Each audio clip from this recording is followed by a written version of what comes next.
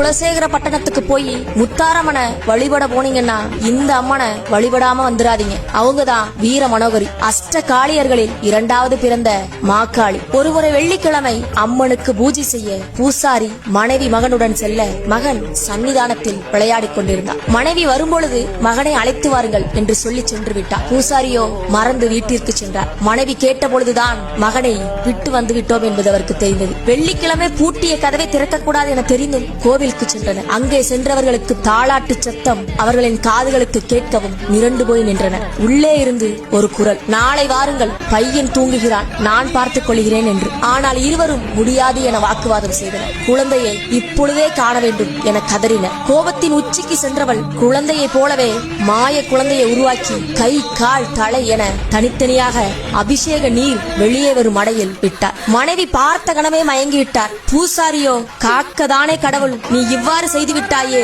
என கதறி அழுதார். பூட்டிய கோவிலை திறக்க கூடாது, உன் தவறை உணர்த்தவே இவ்வாறு செய்தேன், உன் மகனின் பெயரை கூறி அழை, அவன் எழுந்து வருவான் என்றது அந்த அசிரிதி. அவ்வாறே நடந்தது. இந்த சம்பவத்திற்கு பிறகு வீர மாக்காளி என்ற உச்சிர பெயரை மாற்றி சாந்த ரூபிணியாக இருக்க வேண்டும் என்பதற்காக வீர மனோகரி என்ற அன்போடு அனைவராலும் அழைக்கப்பட்டார்.